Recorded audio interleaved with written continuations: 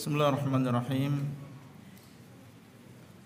Innal hamdalillah nahmaduhu wa nasta'inuhu wa nastaghfiruh wa na'udzu billahi min shururi anfusina wa min sayyiati a'malina. May yahdihillahu fala mudilla lahu wa may yudlil fala hadiya lahu. Wa asyhadu an la ilaha illallah wahdahu la syarika lah wa asyhadu anna Muhammadan abduhu wa rasuluhu sallallahu alaihi wa ala alihi wa ashabihi wa tabi'ina lahum bi ihsanin ila yaumiddin wa sallama tasliman katsiran amma ba'd. Fa inna asdaqal hadithi kitabullah wa khairal hadi hadi Muhammadin sallallahu alaihi wasallam wa syarrul umuri muhdatsatuha wa kullu muhdatsatin bid'ah. Qala Allahu azza wa jalla ya ayyuhalladzina amanu taqullaha haqqa tuqatih wa la tamutunna illa wa antum muslimun. Alhamdulillah, segala puji hanyalah untuk Allah Rabbul Alamin. Kita semuanya bersaksi bahwa tidak ada sesembahan yang berhak disembah kecuali Dia. Tidak ada sekutu baginya, dan bahwasanya Muhammad ibn Abdullah Al-Hashimi Al-Qurashi adalah hamba Allah dan juga Rasulnya yang telah diutus kepada seluruh manusia. Salawat dan salam semoga senantiasa Allah SWT curahkan kepada beliau, keluarga beliau, para sahabat beliau, dan orang-orang yang mengikuti mereka dengan baik sampai akhir zaman. Para ikhwah dan juga para akhwat, al-aba wal ummahat, insyaallah pada pagi hari ini menjelang siang, materi yang akan kita sampaikan sesuai dengan usulan dari sebagian ikhwah adalah tentang masalah qalbun salim, yang artinya adalah hati yang selamat.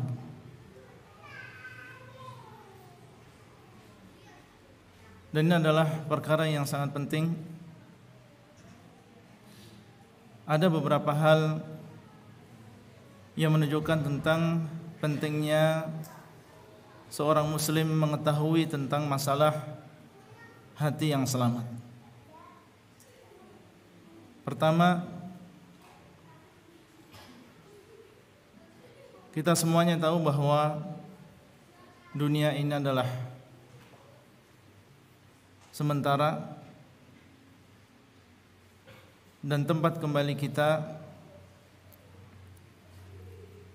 dan masing-masing dari kita akan menuju alam al-akhirah.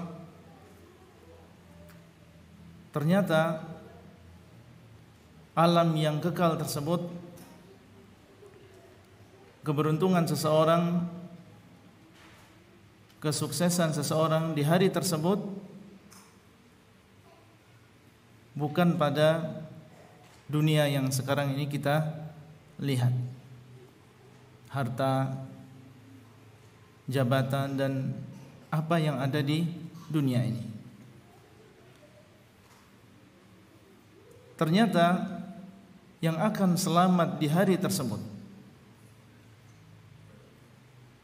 yang akan beruntung di hari tersebut, masuk ke dalam surga dan selamat dari nerakanya Allah, adalah yang bertemu Allah dan datang kepada Allah di hari kiamat dalam keadaan membawa hati yang selamat.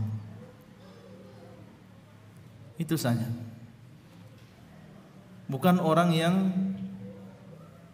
membawa harta yang melimpah, itu akan dia tinggalkan di sini.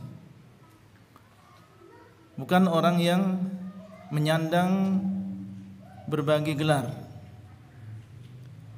bukan orang yang datang dengan namanya yang sudah tersohor, Allah nggak melihat itu semuanya. Yang penting datang ke sana dalam keadaan membawa qalbun yang salim,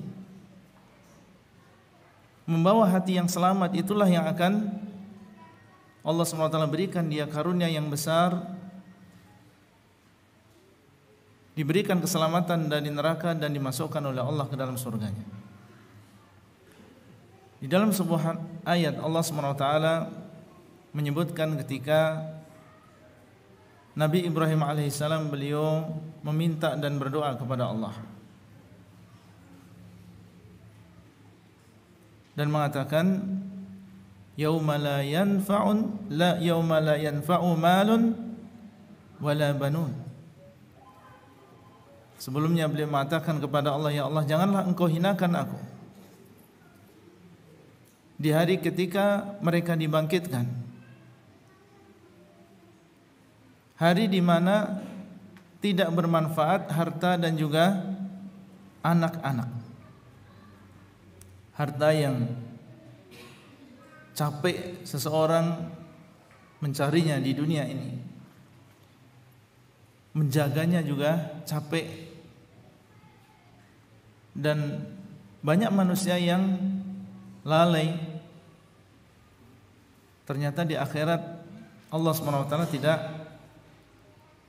menjadikan harta itu sebagai ukuran keselamatan dan keberuntungan seseorang. La yanfa', tidak bermanfaat harta di hari tersebut.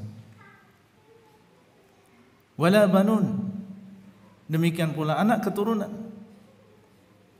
Kita punya anak keturunan yang banyak, maka mereka tidak akan bisa memberikan manfaat kepada diri kita. Anak antum sebanyak apapun, cucu antum sebanyak apapun, kalau kita tidak membawa yang satu ini, maka mereka tidak akan bermanfaat. Illa man atallaha biqalbin salim, kecuali orang yang datang kepada Allah di hari tersebut, dan semuanya akan datang kepada Allah biqalbin salim, dengan hati yang selamat. Inilah yang akan menjadi sebab selamatnya seseorang di akhirat. Masing-masing kita akan datang kepada Allah, kita enggan atau kita mau, kita akan datang kepada Allah. Dan masing-masing kita akan membawa qalb, akan membawa qalbun. Ada yang tidak punya jantung? Semuanya punya jantung. Siapakah yang selamat saat itu? Yang membawa qalbun yang salim. Sebenarnya artinya jantung ya, qalbun itu. Tapi kalau ana bilang jantung yang selamat, kayak beda gitu ya. Makanya ana bilang qalbun salim gitu aja ya. Tapi antum paham maknanya, maksudnya adalah jantung. Yang selamat di hari tersebut adalah orang yang membawa qalbun yang salim. Ini menunjukkan tentang pentingnya pembahasan ini. Berarti kita harus tahu apa itu qalbun yang salim, sehingga masing-masing dari kita kelak membawa qalbun tersebut menghadap Allah dalam keadaan membawa qalbun yang salim. Sebab yang kedua, kenapa ini adalah penting? Karena qalbun ini memiliki pengaruh yang besar terhadap yang lain. Qalbun memberikan pengaruh yang besar terhadap amalan zahir seseorang. Kalau qalbunnya salim, maka amalan zahirnya juga mengikuti, dia juga akan salim. Tapi kalau qalbunnya rusak, berpenyakit, maka ini juga akan mempengaruhi amalan zahir seseorang. Ini adalah seperti raja. Kalau dia baik, maka yang lainnya baik. Kalau dia jelek, maka yang lainnya jelek. Perhatikan ucapan Nabi SAW, ala inna fil jasadi mudghatan idza salahat salahal jasadu kulluh wa idza fasadat fasadal jasadu kulluh ala wahiyal qalb. Ketahuilah bahwasanya di dalam jasad kita masing-masing itu ada segumpal daging. Kalau dia baik, maka seluruh jasad akan baik. Dan kalau dia rusak, maka seluruh jasad akan rusak. Ketahuilah bahwasanya segumpal daging tadi adalah al-qalbu atau jantung. Bisa diartikan maknanya sesuai dengan zahirnya, kalau jantung kita sehat ya badan kita sehat. Benar Pak? Ya. Kalau jantung kita rusak ya badan kita rusak. Dan juga makna yang selanjutnya, al-qalbu di sini adalah sebagaimana yang sering kita gunakan, yaitu hati seseorang. Kalau yang ada di dalam qalb tadi adalah akidah-akidah yang sahih, keyakinan-keyakinan yang benar, amalan-amalan hati yang diridhai oleh Allah Azza wa Jalla, maka akan nampak pada amalan zahir seseorang. Itu sesuatu yang pasti. Nabi SAW yang mengabarkan ini. Kalau hatinya benar, sehat, maka akan baik pada jasad seseorang. Akidahnya benar, keyakinannya benar, maka amalan zahirnya juga akan benar. Ada hubungan yang sangat erat antara apa yang ada di dalam qalbun seseorang dengan zahirnya. Jangan percaya dengan ucapan sebagian orang, yang penting hati saya baik. Padahal zahirnya dia banyak berbuat maksiat, melanggar larangan Allah Azza wa Jalla. Kemudian ketika dinasihati dia mengatakan yang penting hati saya baik. Mana yang kita benarkan, ucapan orang tersebut atau ucapan Nabi SAW? Tentunya ucapan Nabi SAW. Justru rusaknya amalan menunjukkan apa yang ada di dalam hati seseorang. Itu yang kedua. Bahasanya ternyata kalau kita memiliki qalbun yang salim, maka akan berpengaruh pada amalan zahir kita. Kemudian yang ketiga, di antara yang menunjukkan tentang pentingnya pembahasan ini, bahwa yang Allah lihat dari diri kita adalah hati dan juga amalan kita. Yang Allah lihat dari diri kita adalah hati dan juga amalan kita. Allah tidak melihat harta kita, tidak melihat tampang kita jelek atau tampan, jelek atau cantik. Allah tidak melihatnya demikian. Yang Allah lihat, dan ini yang membedakan antara kita dengan yang lain dari di dalam derajat dan kedudukan di sisi Allah, adalah hati dan juga amalan seseorang. Nabi SAW mengatakan, innallaha la yanzuru ila ajsadikum wala ila suwarikum walakin yanzuru ila qulubikum. Sesungguhnya Allah SWT tidak melihat pada jasad kalian dan juga bentuk kalian. Dalam sebagian riwayat, Allah tidak melihat pada jasad kalian dan tidak melihat harta kalian. Jasad, tampannya, cantiknya, jeleknya, Allah tidak melihat yang demikian. Itu bukan ukuran di sisi Allah. Taib, kita semuanya adalah hamba Allah dan kita masing-masing ingin mencari ridha Allah. Masing-masing dari kita ingin mencari ridha Allah. Tentunya orang yang benar-benar ingin mencari ridha Allah, apa yang disenangi oleh Allah, akan memperhatikan hal yang satu ini. Apa yang Allah senangi? Ternyata Allah tidak melihat pada jasadku, dan Allah SWT tidak melihat pada hartaku. Itu bukan ukuran kedudukan di sisi Allah Azza wa Jalla. Lalu apa yang Allah lihat? Walakin yanzuru ila qulubikum.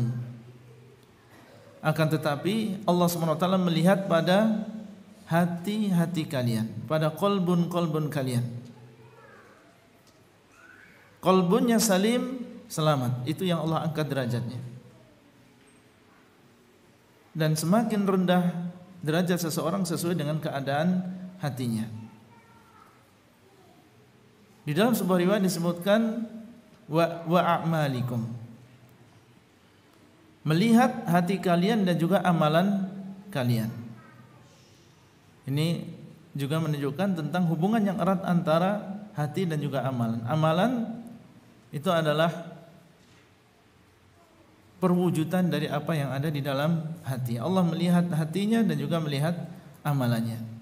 Ini juga dalil yang membantah tentang ucapan orang yang mengatakan bahwa yang penting adalah hatinya, kemudian dia tidak memperhatikan amalannya. Para ikhwah dan juga para akhwat rahimani wa rahimakumullah, setelah kita mengetahui tentang pentingnya seseorang datang kepada Allah dalam keadaan membawa qalbun yang salim, ketahuilah bahwasanya membawa qalbun yang salim ketika kita bertemu dengan Allah ini bukan sesuatu yang mudah. Pertama, banyaknya di dunia ini fitnah. Fitnah syahwat dan juga fitnah syubhat yang sewaktu-waktu bisa merusak qalbun seseorang, dan semakin kesana semakin banyak fitnah, syubhat, kerancuan-kerancuan di dalam berpikir yang merusak akidah, merusak keistiqomahan seseorang. Kemudian juga fitnah syahwat yang kita semuanya tahu dibukanya media, yang sebelumnya seseorang agak sulit untuk melakukan kemaksiatan, dan di zaman sekarang ini semakin mudah dan terbuka seseorang untuk melakukan berbagai kemaksiatan. Dan yang namanya hati, yang pertama karena banyaknya fitnah, kemudian yang kedua yang namanya qalbun, dinamakan qalbun karena dia yataqallabu. Qalbun itu artinya adalah terbalik. Dinamakan qalbun karena dia bolak-balik, mudah sekali berubah. Seseorang di pagi hari dalam keadaan dia semangat menuntut ilmu, belum tentu di sore hari dia semangat lagi seperti sekarang misalnya. Di pagi hari dia masih senang dengan sunnah, belum tentu di sore hari dia masih dalam keadaan seperti itu. Allah SWT dialah yang membolak-balikkan hati manusia. Dalam sebuah hadis Nabi SAW mengatakan, innal quluba baina usbu'aini min asabi'illah yuqallibuha kaifa yasha. Sesungguhnya qalbun manusia itu berada di antara dua jari Allah. Ketika seorang mengatakan atau menyebutkan isyarat, bukan berarti dia menyerupakan jari Allah dengan jari manusia. Dahulu Nabi SAW ketika menyebutkan firman Allah bahwasanya Allah SWT maha mendengar lagi maha melihat, belum mengisyaratkan dengan dua jarinya seperti ini. Maksudnya adalah benar-benar Allah mendengar dan benar-benar Allah melihat. Allah SWT memiliki dua jari sesuai dengan keagungannya, tidak sama dengan jari-jari makhluk. Kemudian beliau mengatakan min asabi'illah, dua jari di antara jari-jari Allah. Kita harus tetapkan Nabi SAW, beliaulah yang lebih mengenal Allah daripada kita, dan beliau tidak berdusta di dalam ucapannya. Di antara dua jari, di antara jari-jari Allah, dan kita tahu suatu yang demikian keadaannya sangat mudah sekali dia berganti, sangat mudah dia berbalik. Yuqallibuha kaifa yasha, Allah membolak-balikkan qulub tersebut, hati-hati tersebut sesuai dengan kehendaknya. Dijadikan orang yang sebelumnya mungkin kalau kita melihat dia kayaknya susah deh orang ini istiqomah. Dilihat dari omongannya, sikapnya terhadap ikhwah, bencinya terhadap dakwah. Mungkin sebagian kita menganggap enggak mungkin orang seperti ini akan dapat hidayah. Tapi Allah yang membolak-balikkan hatinya. Di sana ketika Allah SWT menghendaki hidayah bagi orang tersebut, ada saja cara atau sebab sehingga orang tadi mendapatkan hidayah. Tahu-tahu sudah duduk bersama kita mendengarkan kajian, termasuk orang yang di shaf yang terdepan membela dakwah salafiyah. Yuqallibuha kaifa yasha, Allah membolak-balikkan hati manusia sesuai dengan kehendaknya. Sebaliknya, orang yang secara zahir kita lihat dia bersama kita dalam berbagai kegiatan, semangat ya dalam berpegang teguh dengan sunnah, tapi subhanallah suatu saat ternyata dia melenceng dari jalan yang lurus ini. Sebelumnya dia memerangi bid'ah, kemudian dia menjadi pembela bid'ah. Sebelumnya dia getol dalam memerangi kesyirikan, akhirnya dia termasuk orang yang membela-bela kesyirikan, bahkan dianggap ini adalah masalah khilafiyah, masalah ijtihadiyah. Dibuka ucapannya beberapa tahun yang lalu demikian, ternyata sekarang sudah 180 derajat. Yuqallibuha kaifa yasha, Allah SWT membolak-balik hati manusia sesuai dengan kehendaknya. Sehingga seorang muslim, pertama jangan dia kagum terhadap dirinya sendiri, ujub terhadap dirinya sendiri. Yang harus dia lakukan ketika dia mendapatkan hidayah, memuji Allah SWT. Alhamdulillah, Allah lah yang menghendaki hidayah ini. Padahal fitnah sangat besar, apalagi fitnah bid'ah, di mana orang yang terjerumus ke dalam bid'ah menganggap dirinya benar. Ini kalau dinasehati, dibawakan dalil, dicerami, susah untuk kembali kepada sunnah karena dia merasa dirinya berada di atas kebenaran. Kemudian dia mengambil sebab-sebab istiqamah, mulai bersama yang lain mempelajari agama Allah.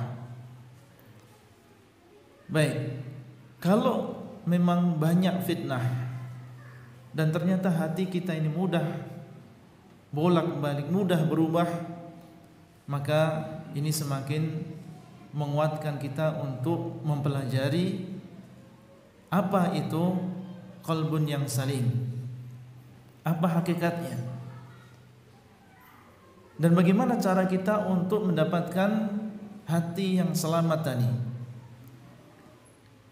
dan bagaimana seseorang bisa istiqamah di dunia ini sehingga meninggal dalam keadaan dia membawa hati yang selamat. Karena al-amal bil khawatim, amalan itu sesuai dengan akhir kehidupan seseorang. Qalbun yang salim ayyuhal ikhwah, hati yang selamat dan lawannya adalah qalbun yang marid, qalbun yang berpenyakit, atau qalbun yang sakit. Kenapa dinamakan dengan qalbun yang salim? Selamat. Selamat dari apa? Dari kotoran-kotoran yang merusak hati. Selamat dari kotoran-kotoran yang merusak hati. Dan kotoran yang merusak hati itu banyak. Dan yang paling parah adalah perbuatan syirik, sebagaimana kita ketahui bersama. Nabi SAW ketika ditanya tentang apa dosa yang paling besar, beliau mengatakan, anta ja'ala lillahi niddan wa huwa khalaqak. Engkau menjadikan sekutu bagi Allah sedangkan Dialah yang telah menciptakan dirimu. Berarti dosa yang paling besar adalah syirik. Dan syirik ada yang dilakukan oleh qalbun. Kalau sujud kepada patung dilakukan oleh apa itu? Anggota badan. Tapi syirik bukan hanya dilakukan oleh anggota badan, di sana ada syirik yang dilakukan oleh qalbun. Nah, qalbun yang salim adalah qalbun yang pertama adalah selamat dari kesyirikan. Contoh kesyirikan yang dilakukan oleh qalbun, oleh hati adalah bertawakal kepada selain Allah. Bertawakal artinya adalah bergantung di dalam mendapatkan manfaat dan juga menolak mudarat. Qalbun yang salim bertawakalnya hanya kepada Allah. Wa 'alallahi fatawakkalu in kuntum mu'minin, dan hanya kepada Allah maka hendaklah kalian bertawakal kalau kalian benar-benar beriman. Maka qalbun yang salim, yang bertauhid, meyakini bahwasanya manfaat Allah yang mendatangkan, mudarat Allah yang mendatangkan. Seandainya seluruh manusia berkumpul untuk memberikan manfaat kepada kita, Allah tidak menghendaki, maka tidak mungkin mereka akan menyelamatkan kita, tidak mungkin mereka akan memberikan manfaat kepada kita. Sebaliknya, seluruh manusia, makhluk, jin dan manusianya berkumpul untuk memudarati kita, mencelakakan kita, maka mereka tidak akan mungkin mencelakakan kita kecuali dengan apa yang sudah Allah tulis. Ini yang harus ada pada diri seorang yang memiliki qalbun yang salim. Kalau masih ada tawakal kepada selain Allah, takut apabila dimudarati oleh yang memiliki kuburan A atau yang dikuburkan di sana. Kalau anak enggak berziarah ke sana, maka saya khawatir nanti keluargaku akan celaka. Sehingga dia pun melakukan apa saja, bernadar atau melakukan ibadah di sana karena takut apabila tidak melakukan itu semuanya akan dimudarati oleh si A dan juga si B selain Allah. Maka ini tawakal kepada selain Allah, dan ini adalah bentuk kesyirikan. Ada di antaranya adalah rasa takut juga demikian. Harus kepada Allah Azza wa Jalla, dan yang dimaksud dengan takut di sini adalah rasa takut yang merupakan ibadah. Seperti tadi, ya takut apabila dimudarati oleh makhluk, atau sehingga dia pun melakukan ibadah kepada makhluk tersebut. Ini namanya khauful ibadah. Adapun takut yang merupakan tabiat manusia, takut kepada ular misalnya, atau takut ketinggian, maka ini bukan termasuk kesyirikan. Itu takut yang lumrah, manusia banyak yang memiliki sifat tersebut. Bahkan Nabi pun mereka juga takut, memiliki takut yang tabiat. Nabi Musa alaihissalam ketika ularnya, tongkatnya menjadi ular, beliau awalnya apa? Takut. Kemudian Allah mengatakan, ambillah dan janganlah kamu takut. Ini tabiat manusia. Takut kepada api ini juga termasuk tabiat manusia. Bukan itu yang kita bicarakan di sini, tapi yang kita bicarakan adalah takut yang merupakan ibadah. Seorang melakukan ibadah kepada makhluk karena takut dia memudarati dirinya. Itu yang pertama, yaitu qalbun yang salim adalah selamat dari kesyirikan. Kita lihat diri kita masing-masing. Kalau kita menemukan alhamdulillah, diri ana bertawakal hanya kepada Allah dan takut ibadah hanya saya serahkan kepada Allah. Saya mengharap hanya kepada Allah. Cinta yang merupakan ibadah juga hanya kepada Allah. Maka ini adalah keberuntungan yang besar seseorang memiliki hati yang selamat dari kesyirikan. Yang kedua, selamat dari kenifakan,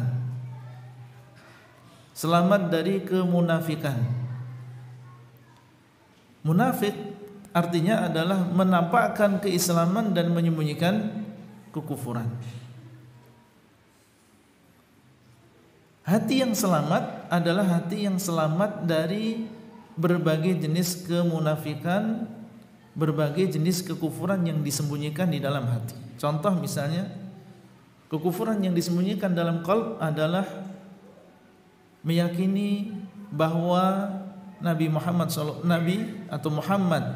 ibnu Abdillah bukan Nabi. Di depan orang Islam dia mengatakan wa asyhadu anna Muhammadan Rasulullah. Aku bersaksi bahwa Muhammad adalah Rasulullah. Ucapannya. Tapi dalam hatinya dia tidak meyakini bahwa Muhammad ibnu Abdillah adalah seorang Rasulullah.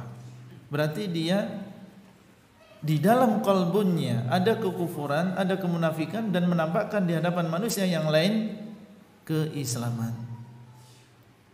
Kalau seseorang selamat dari seluruh jenis kekufuran yang dilakukan oleh hati, maka berarti dia memiliki di antara sifat qalbun yang salim, yaitu selamat dari kemunafikan.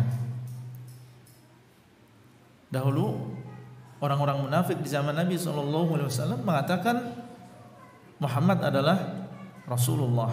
Idza ja'akal munafiquna qalu nashhadu innaka la Rasulullah.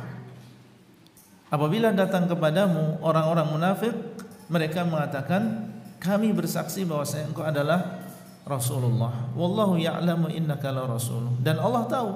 Enggak usah mereka berbicara, enggak usah mereka bilang, Allah tahu bahwa Muhammad adalah Rasulullah. Wallahu yashhadu innal munafiqina lakadzibun. Dan Allah bersaksi bahwa orang-orang munafik mereka adalah orang-orang yang dusta. Seluruh jenis kekufuran selamat hatinya dari berbagai jenis kekufuran tadi. Itu yang kedua. Kemudian yang ketiga, hati yang salim adalah hati yang selamat dari berbagai akidah yang bid'ah.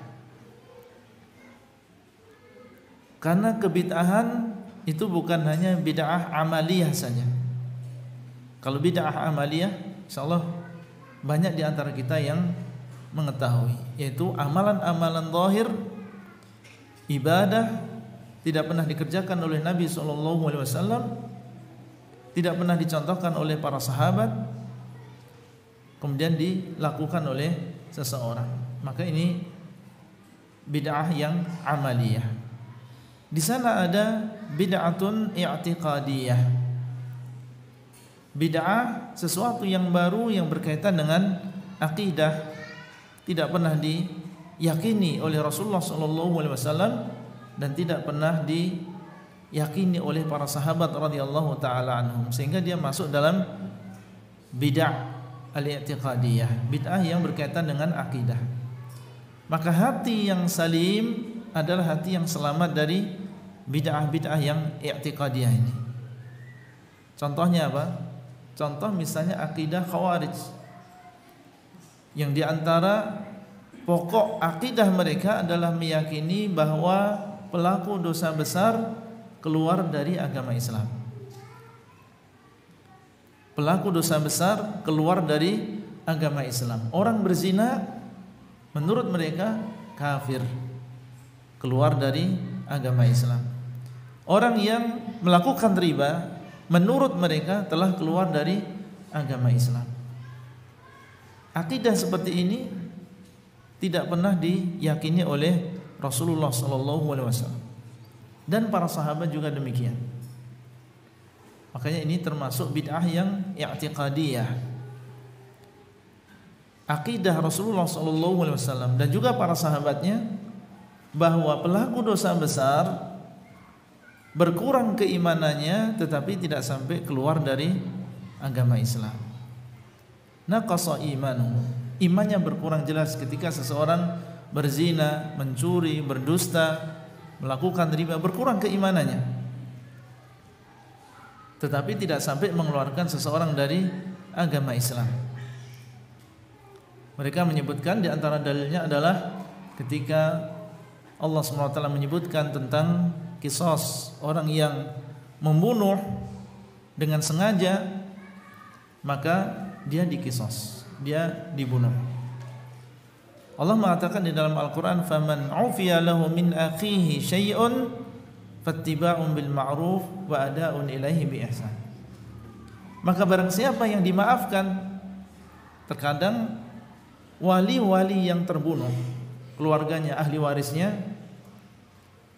sebenarnya hak mereka untuk minta diqisas. Ini yang membunuh bapak kami harus diqisas.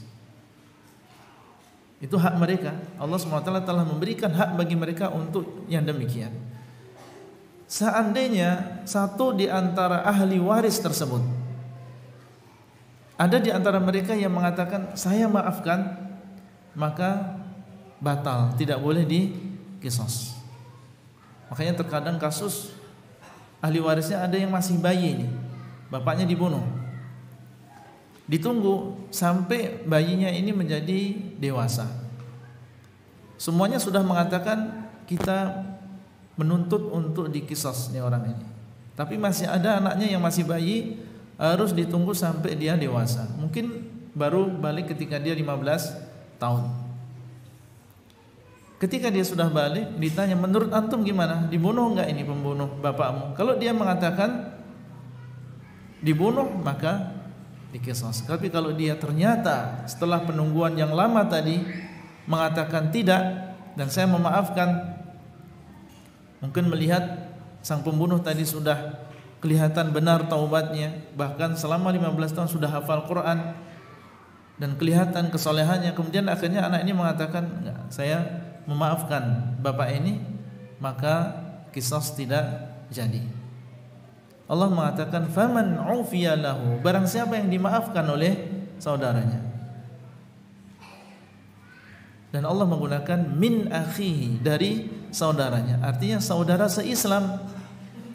Allah masih menganggap orang yang membunuh tadi dengan sengaja sebagai saudara bagi wali dari orang yang terbunuh.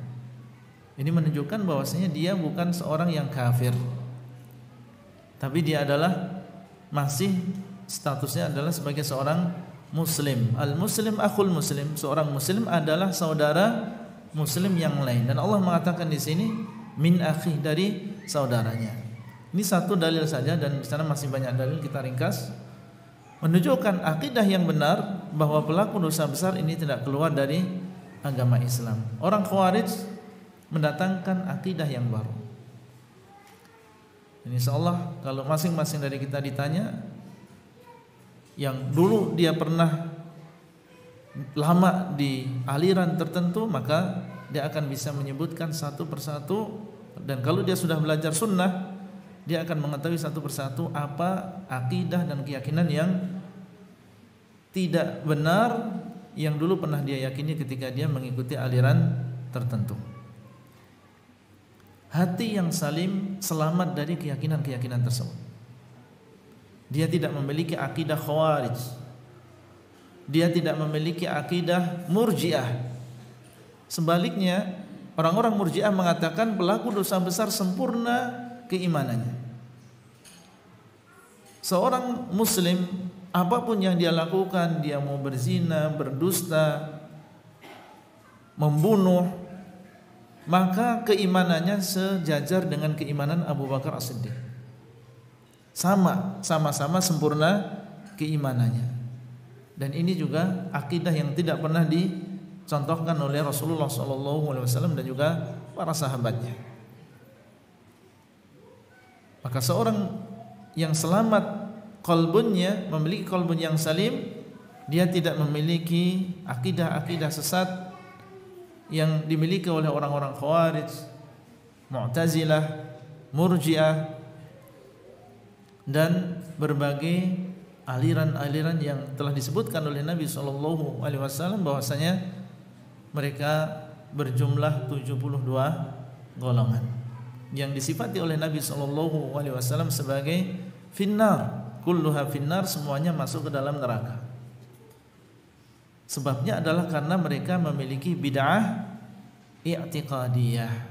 Apa yang menjadi sebab mereka masuk ke dalam neraka? Karena mereka melakukan bid'ah yang i'tiqadiyah yang menjadikan mereka akhirnya menjadi sempalan dan menjadikan mereka menjadi aliran. Kemudian yang selanjutnya, hati yang selamat adalah hati yang selamat dari kotoran kemaksiatan secara umum. Urutnya tadi dari kesyirikan, kemudian kemunafikan, selamat dari bid'ah i'tiqadiyah. Kemudian yang keempat adalah selamat dari kemaksiatan-kemaksiatan yang dilakukan oleh hati, yang dilakukan oleh qalbun. Contohnya misalnya hasad. Hasad ini maksiat. Apa yang dimaksud dengan hasad? Benci apabila saudaranya mendapatkan kenikmatan, dan dia ingin seandainya kenikmatan tersebut hilang dari saudaranya. Apabila seseorang ketika melihat saudaranya mendapatkan kenikmatan, dia benci dan dia berangan-angan seandainya kenikmatan ini hilang dari saudaranya, maka itulah yang dimaksud dengan hasad. Bahkan sebagian ulama ada yang lebih keras daripada itu, sekedar benci saudaranya mendapatkan kenikmatan itu sudah dinamakan dengan hasad, meskipun dia tidak mengharapkan nikmat tersebut hilang dari saudaranya. Maka ini termasuk kemaksiatan yang mungkin terkadang seseorang tidak menyadari ternyata dia sedang berbuat maksiat kepada Allah dengan hatinya. Mungkin dia merasakan lemahnya iman dia, padahal kalau dia melihat zahirnya, fisiknya, perasaan anak nggak pernah berbuat apa-apa ya, nggak pernah melakukan kemaksiatan yang zahir, tapi kok menemukan imannya dalam keadaan lemah. Apa yang menjadikan imannya lemah? Mungkin dia tidak menyadari ternyata hatinya melakukan kemaksiatan. Di antaranya adalah hasad.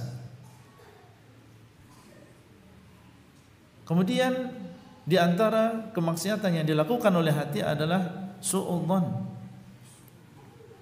berburuk sangka kepada saudaranya. Ketika mendengar berita terkait dengan tetangganya atau temannya, disampaikan oleh seseorang bahwasanya si fulan telah demikian dan demikian, aku melihat dia demikian dan demikian. Kemudian seseorang langsung suudzon, oh berarti si fulan, berarti dia demikian dan demikian, berburuk sangka kepada saudaranya. Padahal apa yang sampai kepadanya berupa berita itu belum tentu benar, dan ternyata berita tentang saudaranya yang jelek tadi sebenarnya masih memiliki beberapa kemungkinan. Tapi dia lupakan kemungkinan yang banyak dan yang ada dalam pikiran dia kemungkinan yang buruk, yang jelek, bahwasanya saudaranya adalah demikian dan demikian. Ini juga termasuk dosa suudzon kepada saudaranya yang mungkin tidak disadari oleh sebagian kita. Nabi SAW mengatakan, iyyakum wadhanna fa inna dhanna akdzabul hadits. Hati-hati kalian dengan berburuk sangka, karena sesungguhnya berburuk sangka ini adalah berita yang paling bohong. Di antara kemaksiatan yang dilakukan oleh hati adalah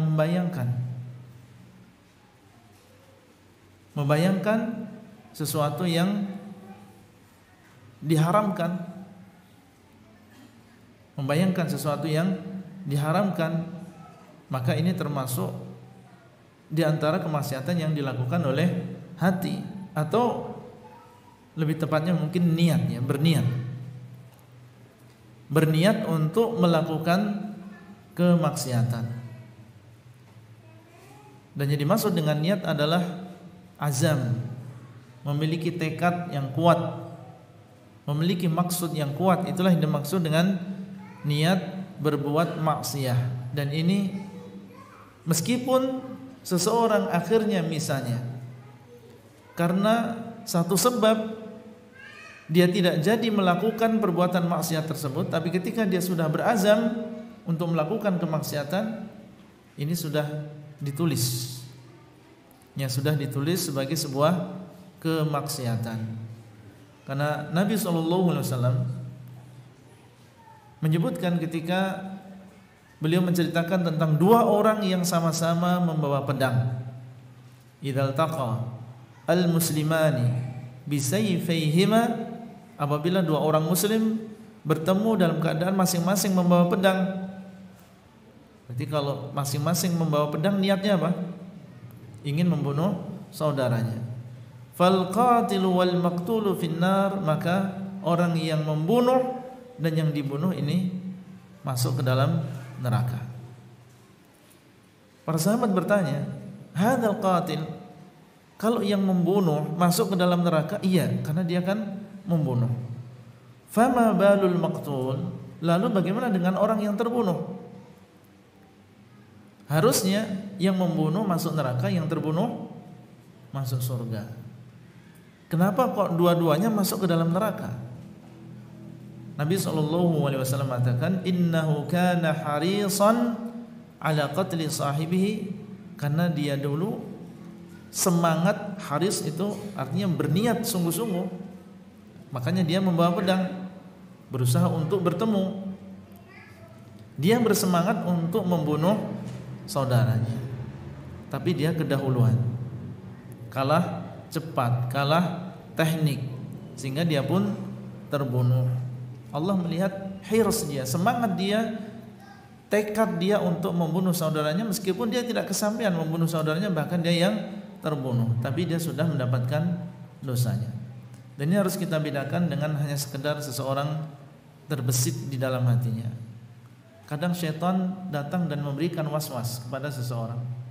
Ayo kamu nonton ini, kamu dengarkan ini, kamu pergi ke sana. Itu was-was dari syaitan. Jangan disamakan dengan niat yang kuat, jangan disamakan dengan tekad yang kuat. Itu adalah was-was dari syaitan. Memang usaha dia awalnya demikian. Dari was-was seperti itu, membisiki seseorang untuk melakukan kemaksiatan. Selama kita tidak mengikuti, kita berlindung kepada Allah. Wa imma yanzaghannaka minasyaitani nazghun fasta'idz billah innahu huwas samiul alim. Kalau ada godaan syaitan, meminta perlindungan kepada Allah. A'udzubillahi minasyaitonir rajim. Aku berlindung kepada Allah dari godaan syaitan yang terkutuk. Kemudian kita berusaha untuk melawannya. Ya, mengingat neraka, mengingat surga yang Allah janjikan bagi orang-orang yang takut kepada Allah, mengingat tentang azab di dunia, dan yakin bahwasanya di dalam kemaksiatan tadi pasti ada mudarat. Makanya dia menahan dirinya. Kemudian dia melakukan berbagai aktivitas yang bisa membantu dia untuk melupakan was-was tadi. Berkumpul dengan ikhwan, mendatangi majelis ilmu, membaca Al-Quran, banyak berzikir kepada Allah. Dia ada usaha untuk melawan was-was tadi, maka tidak akan memudarati seseorang bisikan-bisikan syaitan tadi. Itu bukan niat berbuat maksiat yang sedang kita bicarakan di sini, itu adalah was-was dari syaitan. Para ikhwah dan juga para akhwat rahimani wa rahimakumullah, Itulah hakikat dari qalbun yang salim. Selamat dari kesyirikan, kenifakan, dari akidah-akidah yang bid'ah, dan juga dari kemaksiatan. Semakin selamat, tentunya yang pertama ini harus ada pada diri seorang muslim, selamat dari kesyirikan. Yang kedua, ini juga harus ada di dalam hati seorang muslim. Dia harus selamat dari kenifakan yang besar, harus selamat dari kesyirikan yang besar. Adapun yang ketiga, bid'ah yang i'tiqadiyah, maka di sana ada dua jenis. Ada bid'ah i'tiqadiyah yang mengeluarkan seseorang dari agama Islam, ada bid'ah i'tiqadiyah yang tidak sampai mengeluarkan seseorang dari agama Islam. Contoh yang mengeluarkan seseorang dari agama Islam adalah orang yang meyakini bahwa Allah tidak memiliki nama, tidak memiliki sifat. Orang yang meyakini bahwasanya Allah tidak mentakdirkan. Allah tidak mentakdirkan, yaitu tidak tahu sebelum peristiwa itu terjadi. Gak ada takdir sebelumnya. Ini adalah keyakinan qadariyah. Ini adalah termasuk keyakinan-keyakinan yang mengeluarkan seseorang dari agama Islam. Ini termasuk bid'ah i'tiqadiyah yang kufriyah, mengeluarkan seseorang dari agama Islam. Adapun tadi yang kita sebutkan bid'ah i'tiqadiyah yang dilakukan yang dimiliki oleh orang Khawarij, kemudian juga Murji'ah atau Mu'tazilah, maka ini bukan termasuk yang mengeluarkan seseorang dari agama Islam. Maka kadang seorang muslim selamat dari kesyirikan yang besar, selamat dari kenifakan yang besar, tapi terjerumus ke dalam bid'ah i'tiqadiyah yang tidak mengeluarkan dia dari agama Islam. Apakah dikatakan qalbunnya salim? Ya, kita katakan qalbunnya salim, tapi ada tambahannya, qalbun yang salim dari kesyirikan dan juga kenifakan. Adapun kebid'ahan dia masih kotor. Taib. Ada sebagian orang selamat dari kesyirikan, selamat dari kenifakan, selamat dari bid'ah-bid'ah yang i'tiqadiyah. Dia bukan seorang Khawarij, bukan Mu'tazilah, bukan Murji'ah, dia seorang ahlu sunnah, seorang salafi. Akidahnya benar, tapi dia masih hasad, dia masih su'udzon, dia masih suka berbuat maksiat, berniat untuk melakukan kemaksiatan. Apakah dia dikatakan memiliki qalbun yang salim? Memiliki qalbun yang salim, tapi harus diikat tadi, qalbun yang salim dari kesyirikan, dari kenifakan, dari bid'ah yang i'tiqadiyah, tapi hatinya masih kotor dengan kemaksiatan. Oleh karena itu, keselamatan seseorang di akhirat tadi kita sebutkan berdasarkan firman Allah, berdasarkan keselamatan hatinya. Semakin selamat hatinya dari kotoran-kotoran tadi, maka akan semakin banyak keberuntungan yang akan dia dapatkan di akhirat. Tapi semakin kotor hatinya dengan kotoran-kotoran tadi, maka akan semakin sedikit bagian keberuntungan dia di akhirat. Tapi secara umum yang selamat di akhirat adalah orang yang datang kepada Allah dengan hati yang selamat. Baik. Poin yang selanjutnya adalah, lalu bagaimana Ustadz seseorang ingin mendapatkan qalbun yang salim,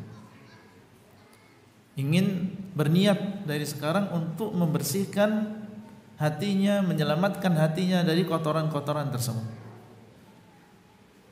Banyak cara, tapi kita ringkas bahwasanya cara untuk selamat dari kotoran-kotoran tersebut, yang pertama adalah thalabul ilm. Ini adalah cara yang paling besar, cara yang paling penting untuk seseorang supaya dia mendapatkan hati yang salim, mendapatkan qalbun yang salim. Sulit Kalau seseorang tidak mau belajar, untuk mendapatkan qalbun yang salim sulit. Bagaimana orang yang dia ingin mendapatkan qalbun yang salim sementara dia tidak mau belajar tentang tauhid, tidak mau belajar tentang kesyirikan?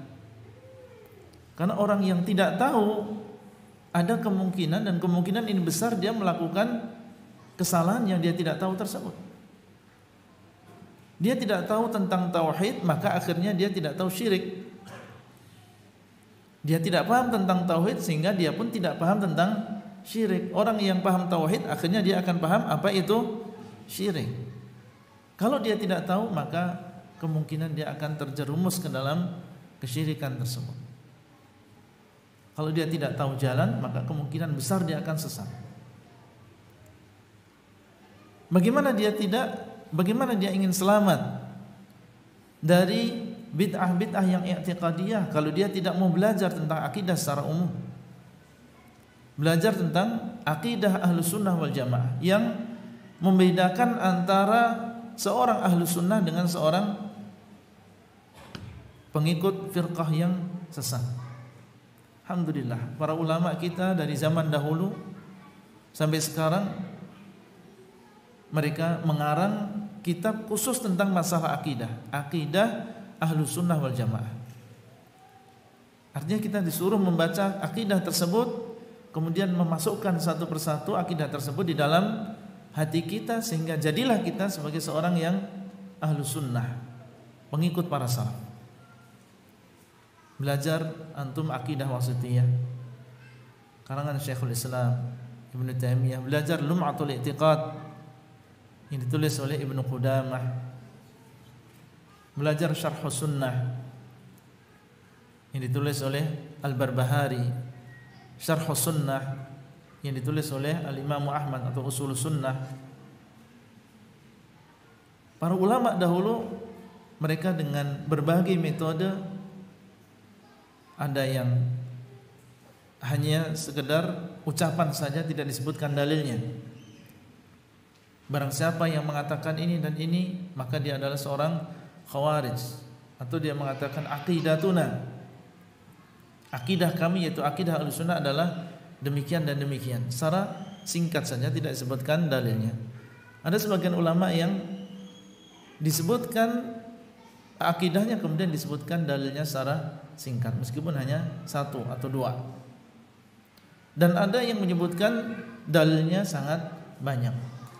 Jadi masing-masing dari ulama, karena mereka tahu tentang pentingnya akidah ini, dan supaya orang yang datang setelahnya semakin yakin, ternyata akidah ini disebutkan oleh Imam Ahmad demikian, ternyata disebutkan oleh Imam Malik demikian, ternyata disebutkan oleh ulama fulan demikian, dan sama. Ini semakin menguatkan hati mereka bahwasanya ini adalah akidah yang benar, sampai ulama-ulama dari berbagai zaman, dari berbagai tempat, dari berbagai madhab, ternyata akidah mereka sama. Jadi jangan dianggap itu adalah muspro, sia-sia. Kenapa enggak satu orang saja menggarap atau menulis masalah akidah, yang lainnya mengikuti kitab tersebut? Tidak. Ini ada maksudnya, ada hikmahnya. Ya, terkadang misalnya orang Mesir, ulama yang terkenal di sana adalah fulan.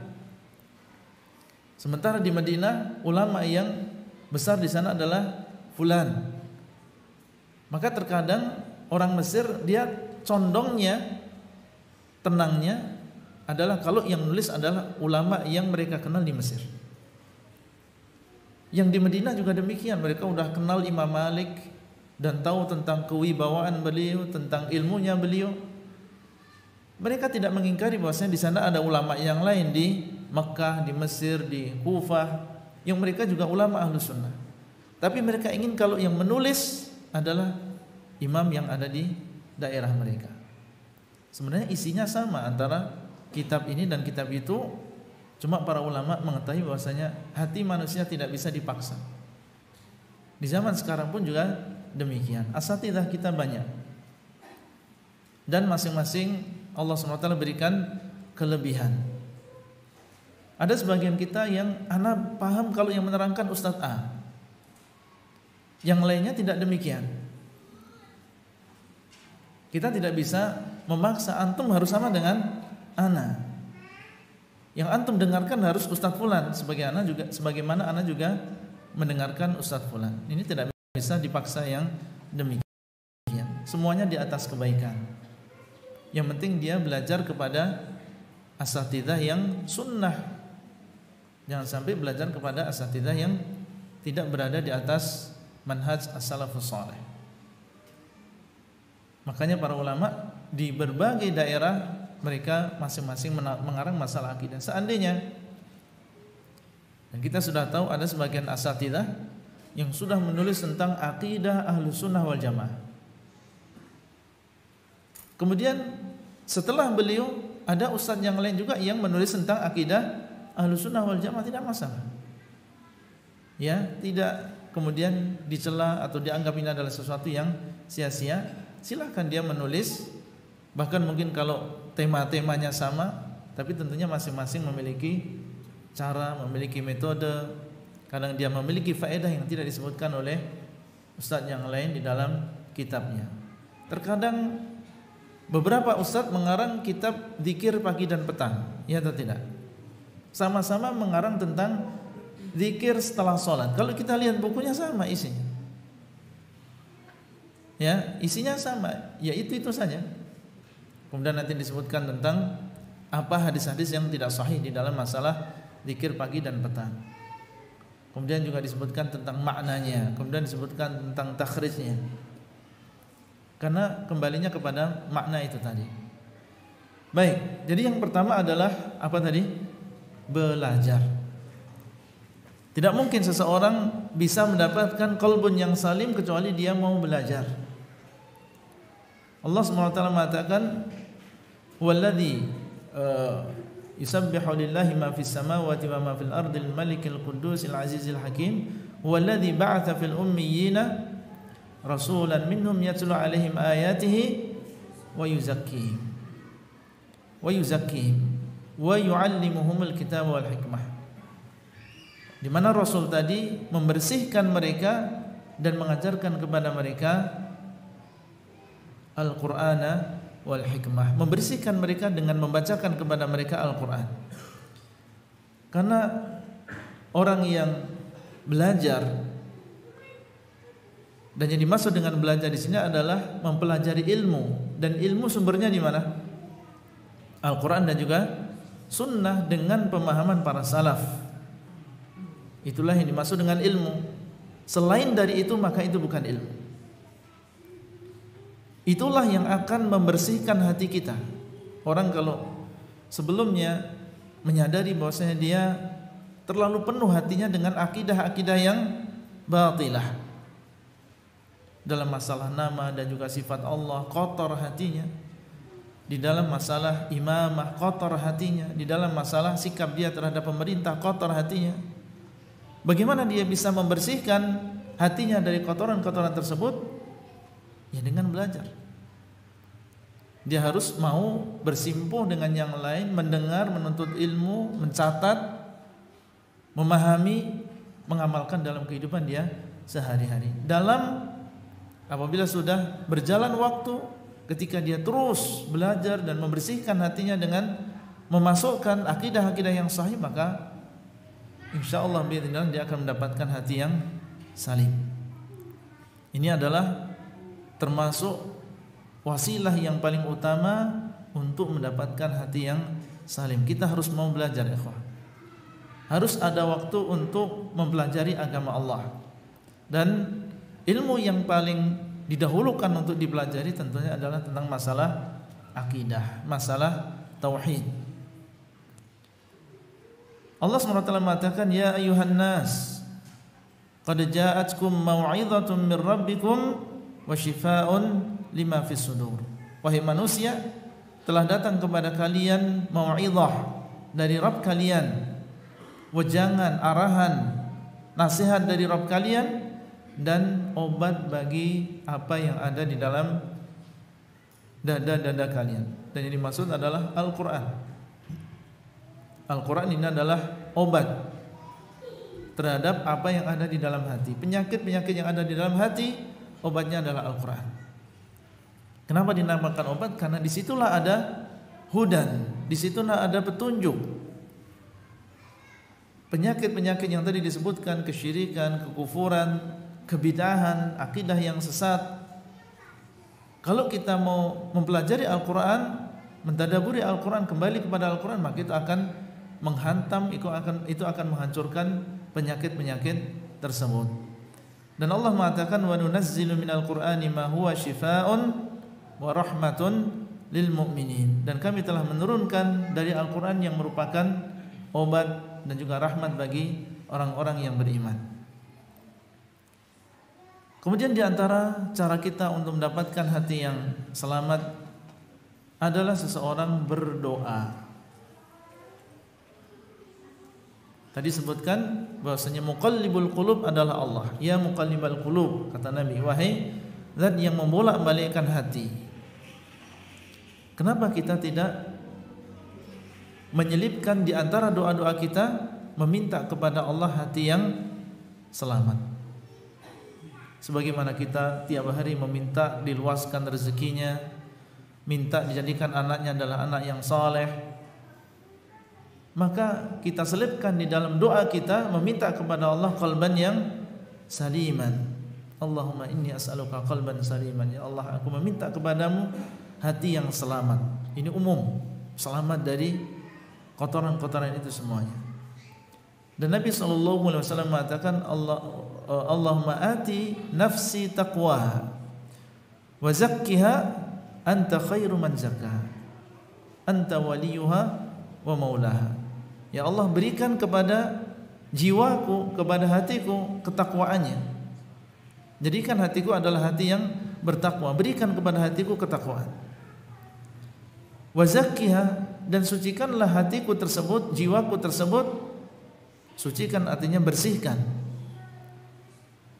Bersihkan ya Allah, sucikan ya Allah dari kotoran-kotoran yang banyak tadi. Anta khairu man zakka, engkau adalah zat yang paling baik yang membersihkan hatiku. Ini doa dari Nabi SAW supaya Allah SWT membersihkan jiwa dan membersihkan hati seseorang. Kemudian di antara cara untuk membersihkan hati dan supaya kita mendapatkan hati yang selamat adalah banyak mengucap salam. Banyak mengucap salam. Taib. Apa hubungannya antara banyak mengucap salam dengan selamatnya hati? Siapa yang tahu? Coba antum pikir. Apa hubungannya antara mengucapkan salam dengan selamatnya hati seseorang? Fadhal, ada yang tahu? Fadhal, Pak. Jauh dari hasad. Karena orang yang salam ya menunjukkan bahwasanya tidak ada sesuatu di dalam hatinya. Salam artinya adalah doa yang mendoakan kebaikan untuk saudaranya. Maka diharapkan orang yang mendoakan saudaranya dengan kebaikan hilang dari dirinya sifat hasad. Bisa. Coba yang lain.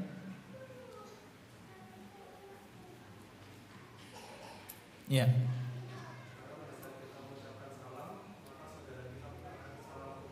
Ahsan. Dan salam artinya apa? Keselamatan. Ketika kita mengatakan assalamualaikum, semoga keselamatan atasmu, itu selamat dari dunia saja, musibah-musibah dunia, atau selamat secara umum? Secara umum. Selamat dari fitnah syahwat dan juga fitnah syubhat. Selamat dari musibah-musibah dunia. Semoga Allah memberikan keselamatan kepadamu di dunia maupun di akhirat. Selamat dunia dan juga agamamu, selamat dari musibah, selamat dari kesesatan. Seandainya engkau dalam keadaan sesat, semoga Allah segera membersihkan dan menyelamatkan dirimu dari kesesatan tersebut. Jadi di situ ada doa untuk mendapatkan hidayah. Taib, ketika kita banyak mengucapkan salam kepada orang dan orang lain mengatakan Waalaikumsalam. Semoga Allah juga memberikan keselamatan kepada dirimu. Kalau ada di antara mereka yang mustajab doanya, karena terkadang sebagian orang mengatakan waalaikumsalam itu lisannya saja, dia sendiri nggak memahami apa itu makna waalaikumsalam, atau hanya sekedar menganggap itu sebuah kebiasaan, atau dia mengucapkan karena nggak enak. Maksud ada yang mengucapkan salam, anak diam saja. Tapi ada sebagian yang menjawab salam dan dia menyadari pentingnya dan kewajibannya, maknanya. Dia pun mengatakan waalaikumsalam, dan di dalam hatinya dia niat mendoakan saudaranya dengan keselamatan. Kalau Allah mengabulkan, maka masuk di dalam keselamatan tadi adalah selamatnya hati seseorang. Ya, selamatnya hati seseorang dari berbagai kotoran tadi. Dalam sebuah hadis Nabi SAW mengatakan, la tadkhulul jannah hatta tu'minu. Kalian tidak akan mungkin masuk ke dalam surga sampai kalian beriman. Wala tu'minu hatta tahabbu. Dan kalian tidak mungkin beriman sampai kalian saling mencintai satu dengan yang lain. Ala adullukum awala adullukum ala syai'in idza fa'altumuhu tahabbtum afshu salama bainakum. Maukah aku tunjukkan kepada kalian sesuatu yang kalau kalian kerjakan maka kalian akan saling mencintai satu dengan yang lain. Kalau kalian saling mencintai, sempurna keimanan kalian, dan ketika seseorang beriman maka dia masuk ke dalam surga. Afshu salama bainakum, hendaklah kalian menebarkan salam di antara kalian. Jadi selain itu adalah menjadikan kita hilang hasadnya seperti yang disebutkan tadi, saling mencintai satu dengan yang lain, juga makna yang tadi kita sebutkan, karena salam artinya adalah keselamatan. Kemudian juga memperbanyak istighfar.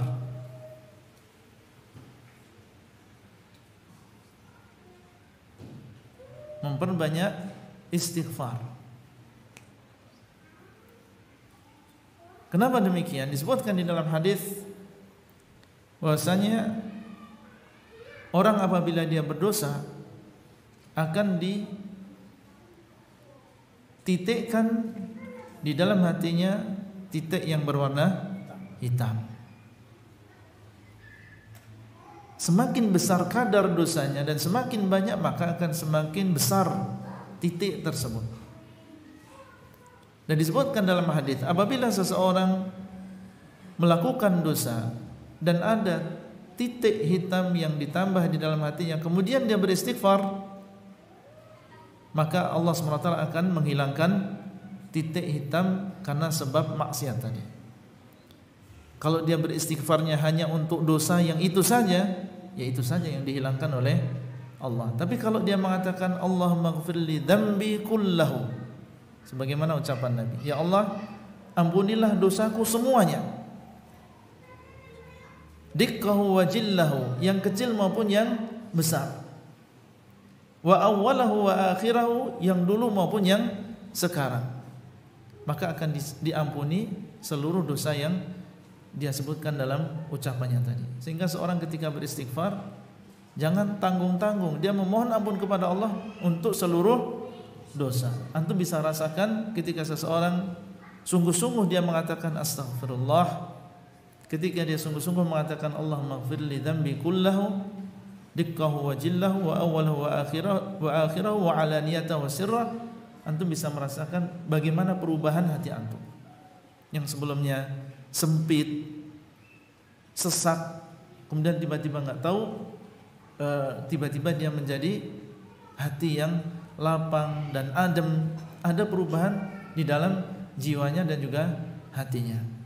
Jangan seseorang ragu-ragu untuk mengucapkan astaghfirullah. Dan lafaz istighfar yang paling baik menurut para ulama adalah yang diucapkan oleh Nabi di akhir hayatnya, yaitu Allahumma ighfirli wa tub alayya. Allahumma ighfirli wa tub alayya, karena digabungkan di sini antara istighfar dengan taubah.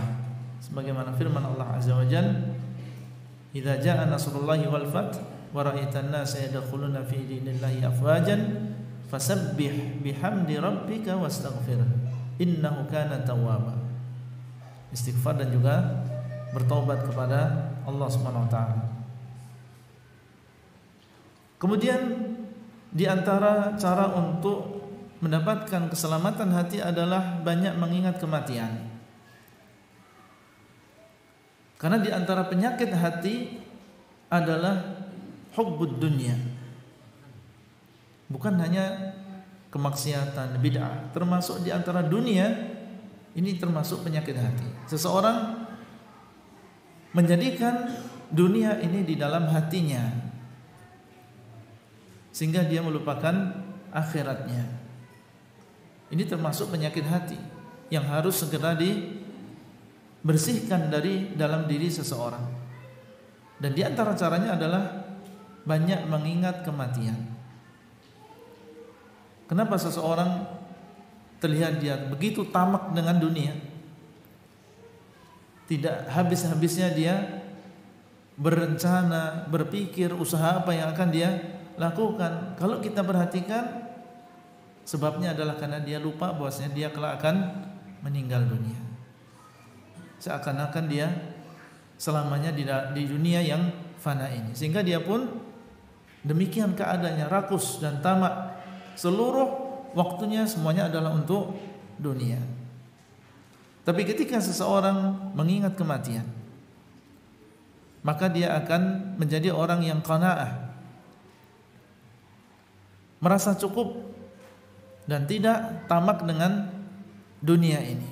Karena dia yakin anak akan kembali dan anak akan tinggalkan berbagai perkara ini, dan setelah ini akan ada hisab. Anak harus punya bekal menuju ke sana. Apa yang aku bawa? Kalau aku terus-menerus sibuk dengan dunia ini, kapan anak berzikir? Kapan anak menuntut ilmu? Kapan anak membersihkan hati anak? Di antara caranya adalah seseorang sering berziarah kubur. Zurul kubur, hendaklah kalian berziarah kubur, kata Rasulullah SAW. Jangan kita mendatangi tempat-tempat yang indah-indah saja. Karena mentang-mentang tinggal di Kota Batu, kemudian yang dilihat yang indah-indah saja, yang sejuk-sejuk saja. Terkadang antum datang ke kuburan. Di sini ada kuburan kan? Ada. Ya, di Kota Batu jangan lihat yang indah-indah saja. Berkunjung ke kuburan, berziarah kubur. Hendaklah kalian berziarah kubur, karena sesungguhnya ziarah kubur itu mengingatkan kalian kepada kematian. Inilah akhir dari semuanya. Ya, siapapun dia, raja, penguasa tertinggi dalam satu negara, ya akhirnya akan seperti mereka sama. Sehingga ini semoga bisa menjadikan seseorang jauh dari kerakusan dan juga ketamakan terhadap dunia, dan menjadikan dia semangat untuk beribadah dan juga berbekal. Saya akhiri kajian kali ini dengan menyebutkan secara singkat tentang tanda-tanda hati yang selamat. Tanda-tanda hati yang selamat. Coba antum lihat apakah di dalam hati kita ada tanda-tanda tersebut atau tidak, atau sebagiannya ada, sebagiannya ada yang belum, sehingga perlu kita perbaiki lagi hati kita. Yang pertama adalah hati tersebut mencintai kebaikan, senang lihat orang lain atau melihat semaraknya dakwah, munculnya TV sunnah, radio sunnah, munculnya lembaga sunnah yang baru. Yang ini akan semakin menebarkan tauhid, menjadi wasilah banyak manusia mendapatkan hidayah. Ketika kita melihat ada kebaikan itu dilakukan oleh diri kita atau dilakukan oleh saudara kita, maka hendaklah kita memiliki kegembiraan, gembira, senang, meskipun yang melakukan bukan diri kita, meskipun yang melakukan bukan yayasan kita. Alhamdulillah, mereka menegakkan sunnah, mereka mendakwahkan kepada sunnah. Alhamdulillah. Kemudian yang kedua, dia membenci kemaksiatan, kekufuran, Meskipun dia sendiri terkadang melakukan kemaksiatan, tapi dia benci terhadap kemaksiatan tersebut. Walakinnallaha habbaba ilaikumul iman wa zayyanahu fi qulubikum wa karaha ilaikumul kufra wal fusuqa wal isyan. Allah menjadikan kalian, wahai orang-orang yang beriman, cinta terhadap iman, dan Allah jadikan iman itu indah di dalam hati kalian, dan menjadikan kalian benci terhadap kekufuran, kefasikan, dan juga kemaksiatan.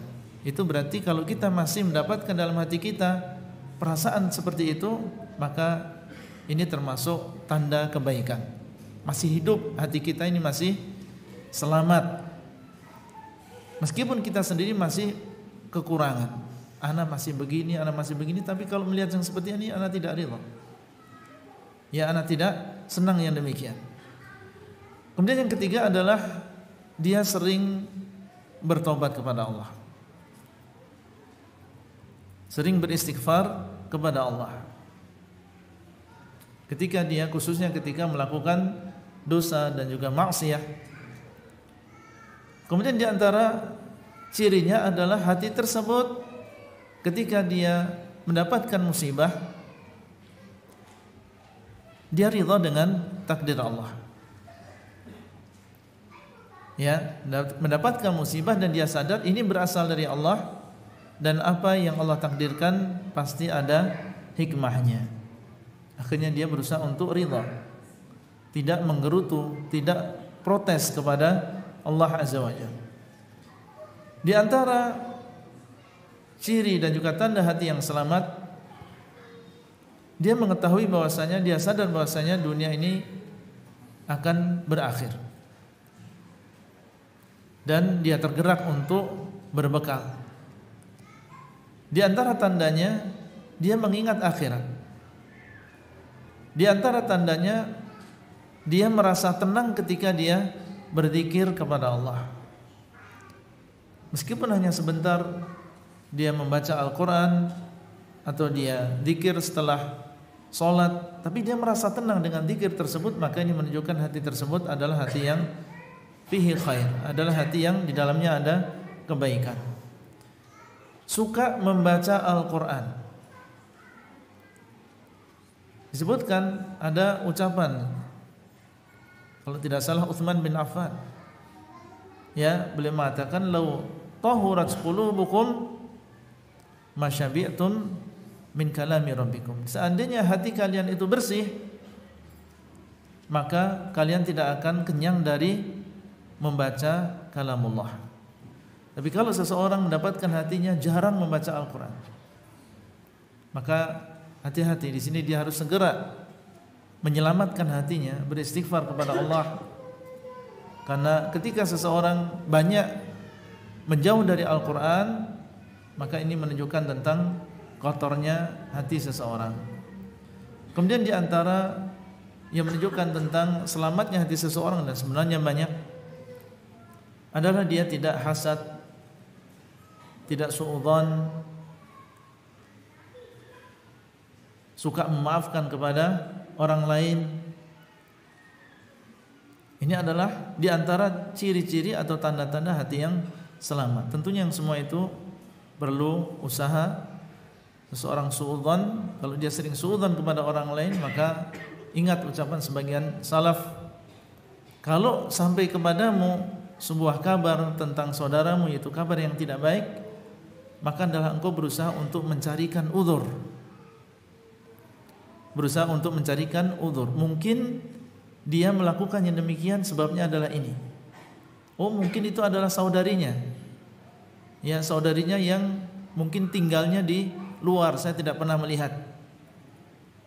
Sebagian menganggap itu dia si fulan kok sama seorang wanita, kita tidak tahu siapa dia. Mungkin itu adalah saudarinya yang kita tidak kenal, atau saudari sepersusuannya. Dia berusaha untuk mencari uzur bagi saudaranya, sehingga setan tidak terus menghinggapi seseorang. Ketika kita berusaha untuk mencarikan uzur, apa yang bisa kita lakukan? Yaitu mencari uzur, kita carikan uzur. Oh, mungkin si fulan tidak tahu. Oh, mungkin si fulan maksudnya adalah mendakwai, bukan berarti dia termasuk aliran tersebut. Dia maksudnya adalah mendakwai. ada banyak kemungkinan. Kemudian beliau mengatakan, kalau kamu tidak bisa, sudah berusaha untuk mencari udzur kok kayaknya kemungkinannya semuanya lemah. Katakan mungkin saudaramu punya udzur yang kamu tidak tahu. Selesai. Mungkin saudaramu punya udzur yang kamu tidak tahu. Tidak semua tentang saudara kita mengetahuinya.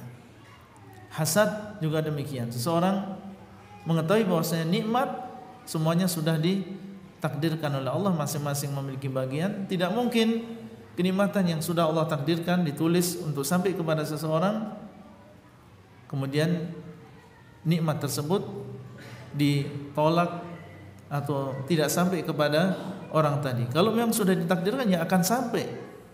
Maka untuk apa seseorang hasad? Ya, untuk apa seseorang iri kepada saudaranya? Baik para ikhwah dan juga para akhwat rahimani wa rahimakumullah, itu adalah pembahasan yang berkaitan dengan qalbun salim. Semoga apa yang kita sampaikan tadi bisa kita pahami bersama dan bisa tentunya kita amalkan dalam kehidupan kita sehari-hari. Sekali lagi seperti yang kita sebutkan di awal, orang yang selamat di hari kiamat adalah orang yang datang kepada Allah dengan qalbun yang salim. Semoga Allah SWT memudahkan kita semuanya untuk mendapatkan hati yang selamat tersebut dan istiqamah. Wallahu ta'ala a'lam. Dan seperti yang tadi disebutkan, kita lanjutkan dengan pertanyaan.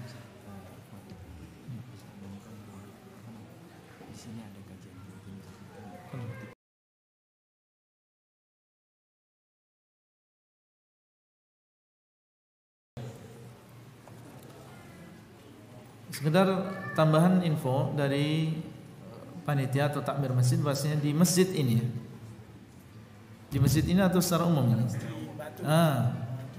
Di Batu alhamdulillah telah dibuka kajian-kajian sunnah yang antum bisa ikut bergabung. Alhamdulillah di sini materinya ada yang berupa akidah seperti al-usulul tsalatsah, kemudian juga tentang tanda-tanda hari kiamat, termasuk hal penting dalam akidah, ada syarah kitab tauhid, masyaallah. Kemudian tentang masalah dosa-dosa besar juga ada pembahasannya, al-kabair. Kemudian juga ada tentang tazkiyatun nufus, pembersihan jiwa. Ini berkaitan langsung dengan materi yang kita sampaikan pada hari ini. Ma ba'dal maut, apa yang terjadi setelah kematian seseorang, ini juga berkaitan dengan akidah.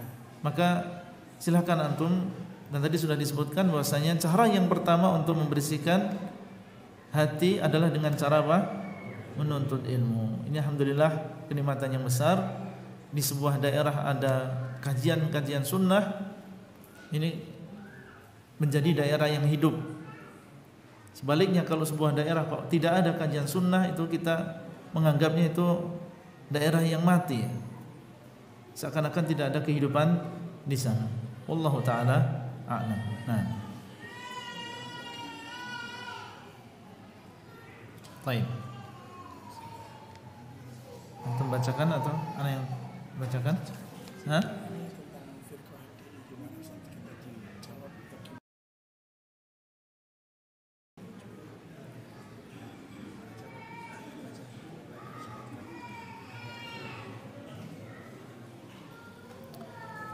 Bagaimana pendapat Ustaz tentang sebuah kelompok yang mereka menganggap bahwa semua orang Islam yang ada di luar golongan mereka adalah kafir dan kekal di dalam neraka?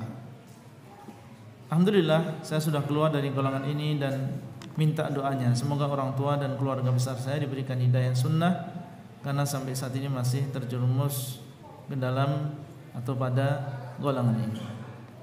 Pertama, nasihatnya alhamdulillah kita bersyukur kepada Allah Subhanahu wa taala, alladzi hadana li hadza wa ma kunna linahtadiya laula an hadana Allah. Alhamdulillah yang telah memberikan hidayah kepada kita untuk mengenal sunnah, untuk mengenal tauhid. Kalau bukan karena Allah, niscaya kita tidak akan mendapatkan hidayah. bid'ah lebih dicintai oleh syaitan daripada maksiat. Karena pelaku bid'ah sulit untuk taubat. Dia merasa di atas kebenaran, antum kasih dalil, antum berbicara dengannya, sulit bagi dia untuk bertaubat. Makanya kalau dibandingkan antara orang yang bertaubat dan dia asalnya adalah pelaku maksiat dengan orang yang bertobat yang asalnya dia adalah pelaku bid'ah, yang lebih banyak adalah yang asalnya dulu adalah pelaku maksiat. Mudah bagi dia untuk diingatkan. Bahkan hanya sekedar ayo kita duduk bersama, dia sudah tahu bahwasanya dia itu salah. Dan mungkin dia nangis sebelum kita berbicara, karena dia tahu dia terjerumus ke dalam lembah hitam dan dia sebenarnya juga benci dengan keadaan dirinya sendiri. Tapi seorang ahlul bid'ah maka tidak demikian, kesombongan. Dia merasa dirinya berada di atas kebenaran, sehingga orang yang mendapatkan hidayah di antara mereka ini lebih sedikit. Nah, kalau seseorang Allah pilih bisa keluar dari lumpur bid'ah tersebut, padahal itu adalah sesuatu yang sangat sulit sebenarnya. Makanya dalam hadis disebutkan Allah tidak memberikan taubat kepada pelaku bid'ah. Maksudnya adalah sulit bagi pelaku bid'ah tadi untuk bertobat kepada Allah. Kalau seseorang bisa keluar, itu adalah minnatullah al-uzma. Itu adalah karunia Allah yang sangat besar, yang harus disyukuri oleh seseorang. Bandingkan masih banyak di sana ribuan orang yang masih sulit bagi mereka untuk keluar dari kebid'ahan tersebut. Alhamdulillah. Menjadikan seseorang banyak bersyukur dan memuji Allah Subhanahu wa taala. Dan tentunya orang yang terjerumus ke dalam keyakinan bahwasanya orang Islam yang lain itu mereka bukan termasuk orang Islam, ini adalah bid'ah yang terjerumus di dalamnya rata-rata aliran-aliran yang sesat.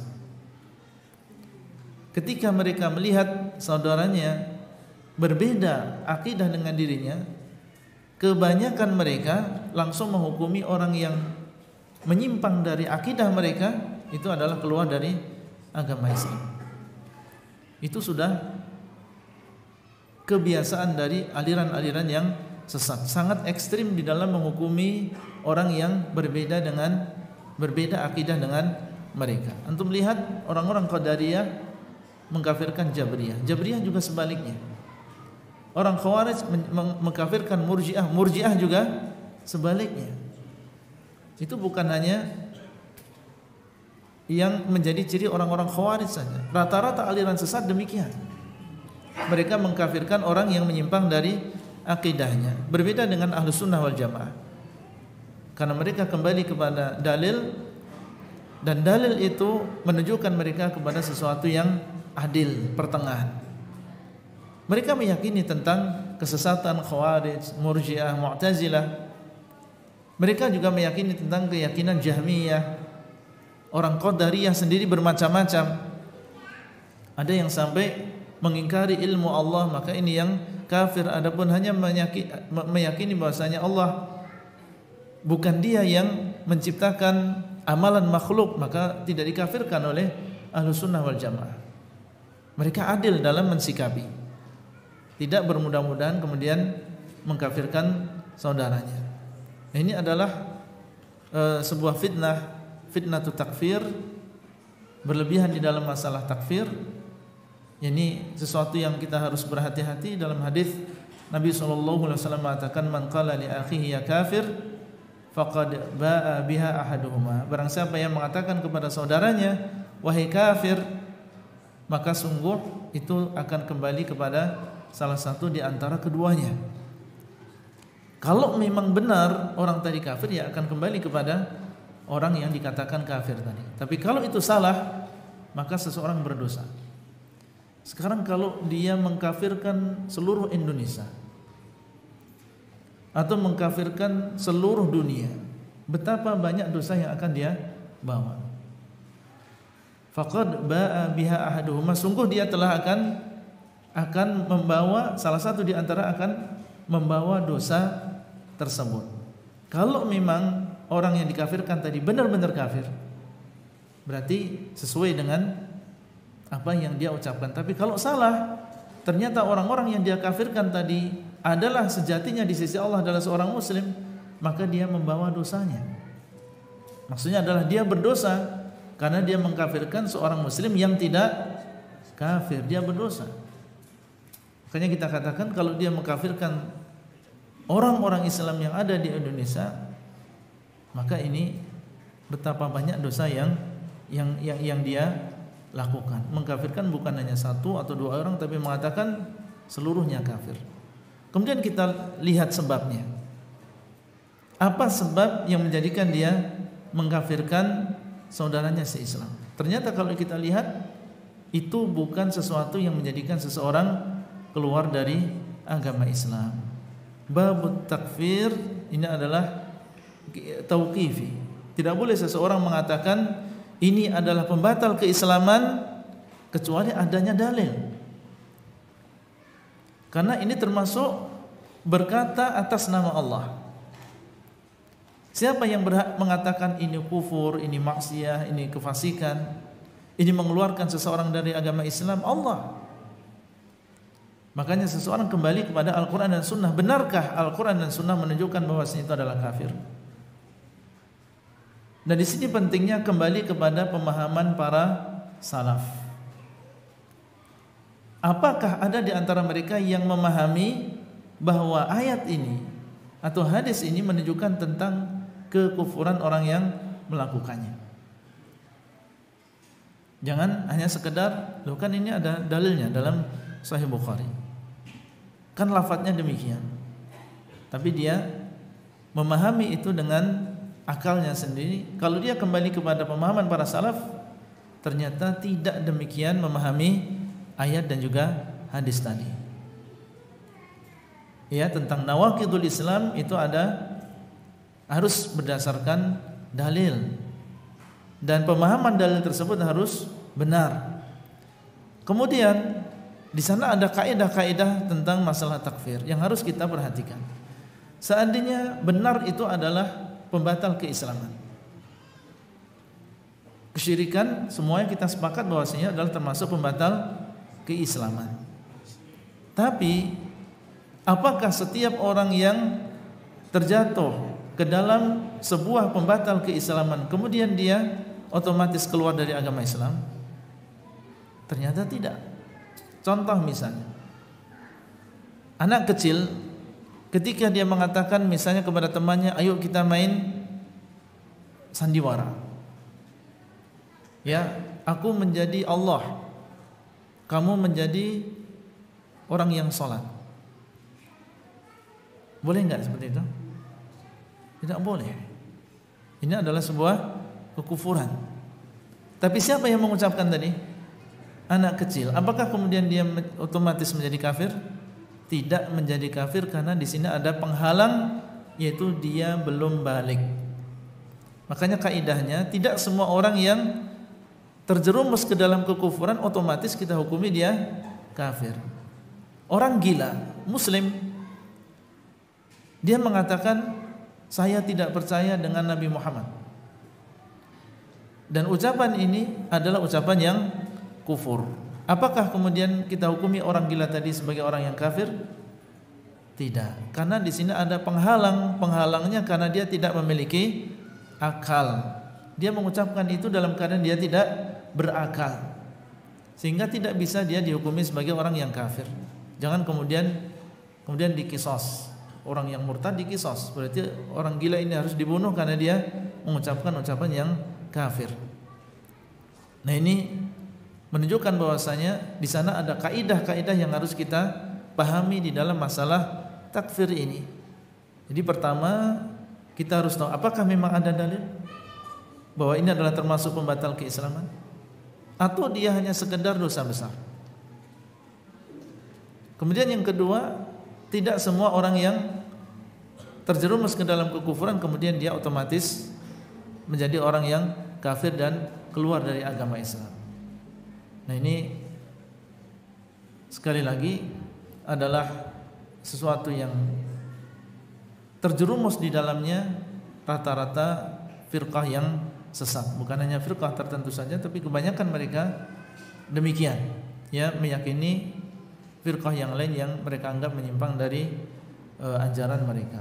Wallahu taala alam, dan kita berdoa semoga Allah Subhanahu wa taala memberikan hidayah ya kepada keluarga kita, khususnya orang tua kita, anak-anak kita, karena memang keluar dari kebid'ahan dan mendapatkan hidayah kepada sunnah ini sekali lagi bukan sesuatu yang mudah. Antum orang yang paling dekat dengan keluarga antum, maka jadilah antum sebagai pintu hidayah bagi mereka. Antum yang serumah dengan mereka, antum tahu tentang tingkat pemahaman mereka, mereka juga mengenal antum, maka jadilah antum orang yang mau menginginkan kebaikan untuk mereka, mengingatkan mereka. Dan Nabi SAW dahulu diturunkan kepada beliau, dan ketika beliau awal dakwah, yang beliau dakwahi pertama kali adalah keluarganya. Wa anzir ashiratakal aqrabin, dan dalam engkau ingatkan keluargamu yang paling dekat. Jangan jauh-jauh dulu. Keluarga kita sendiri, orang tua kita, ya saudara kita, kita ajak mereka. Ya, dan tentunya yang namanya mengajak dakwah ini harus kembali lagi, harus kita menuntut ilmu juga. Kita harus memiliki bekal di dalam berdakwah ya dengan ilmu agama. Kemudian diiringi juga dengan doa. Ya, doa yang sungguh-sungguh, dan jangan kita putus asa. Bagaimanapun kesesatan yang kita lihat, kesombongan yang kita lihat dari mereka, dan mereka tidak mau mendengar, dan mungkin sudah didoktrin jangan sampai mendekati si fulan dan mendekati si fulan. Yakinlah bahwasanya kalau Allah menghendaki kebaikan bagi dia, memberikan hidayah bagi dia, tidak akan ada yang bisa menghalangi. Ada saja di sana cara yang menjadikan seseorang mendapatkan hidayah. Kita kembali kepada diri kita, bagaimana dulu kita mendapatkan hidayah. Dan mungkin kita dulu juga seperti mereka, benci terhadap orang-orang yang terlebih dahulu sebelumnya kenal dengan sunnah. Dan kita tidak mau berpikir lagi, kita tidak mau mendengarkan orang lain lagi berbicara. Tapi ternyata Allah SWT membuka hati kita sehingga kita pun mendapatkan hidayah. Orang lain juga demikian. Baik.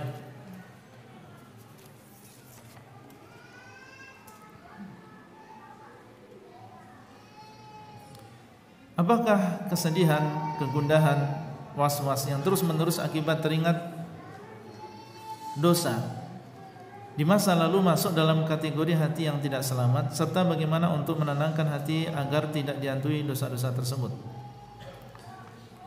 Justru seseorang ketika dia sedih, ketika melihat dosa-dosa yang lalu, sudah berumur 50 tahun baru kenal hidayah, atau mungkin dia ingat dulu dia termasuk orang yang mengajak orang lain kepada kesesatan tersebut. Banyak orang yang sesat gara-gara dia.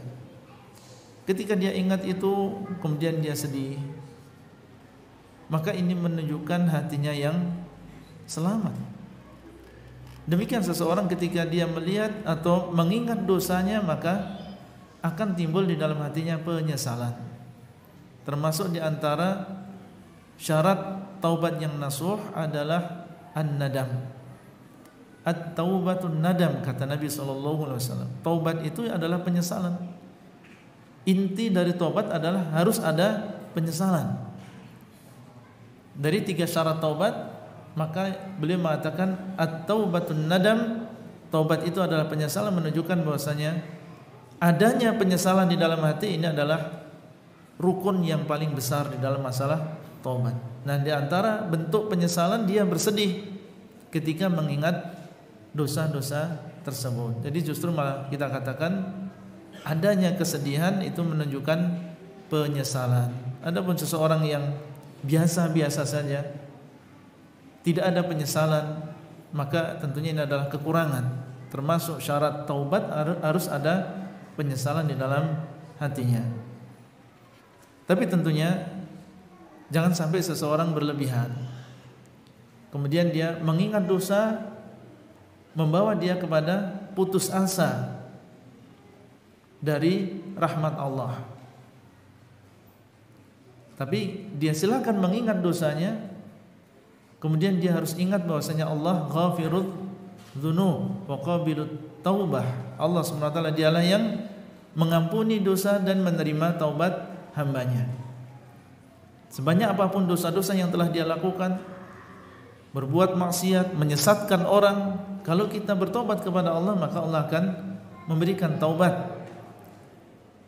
Allah mengatakan, "Qul ya ibadiyalladzina asrafu ala anfusihim la taqnatu min rahmatillah." Wahai hamba-hambaku yang telah berbuat melampaui batas, janganlah kalian putus asa dari rahmat Allah.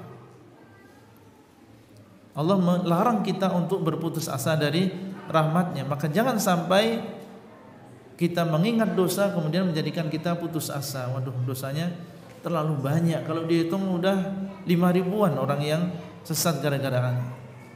Kemudian dia tidak ada harapan rahmat Allah. Jangan seperti itu. Allah melarang kita untuk berputus asa. Innallaha yaghfirudz dzunuba jami'an. Sesungguhnya Allah mengampuni dosa jami'an. Apa artinya jami'an? Seluruhnya. Sebesar apapun dosa yang kita lakukan, kalau kita mau datang kepada Allah, bertobat dan memenuhi syarat-syaratnya, maka Allah SWT akan mengampuni dosa tersebut. Bahkan disebutkan dalam ayat, yubaddilullahu sayyi'atihim hasanat. Allah akan merubah dosa-dosa tadi menjadi apa? Pahala. Subhanallah. Bukan hanya mengampuni dosa antum, tapi Allah akan menjadikan yang dahulunya ditulis sebagai sebuah dosa, kalau kita bertobat kepada Allah, maka dosa tadi akan diubah oleh Allah menjadi hasanah. Jadi kalau dosanya 1000 misalnya, kita bertobat, bukan hanya diampuni dosa kita, bahkan dosa yang 1000 tadi ditulis oleh Allah sebagai 1000 kebaikan. Nah, ini menjadikan kita bergembira, kemudian mengharap rahmat Allah SWT. Baik, azan? Enggak, udah cukup insyaallah. Ya. Baik para ikhwah dan juga para akhwat rahimani wa rahimakumullah. Semoga bermanfaat apa yang kita sampaikan, dan sampai bertemu kembali pada kesempatan yang akan datang. Sallallahu ala nabiyina Muhammad wa ala alihi washabbihi ajmain. Wassalamualaikum warahmatullahi wabarakatuh.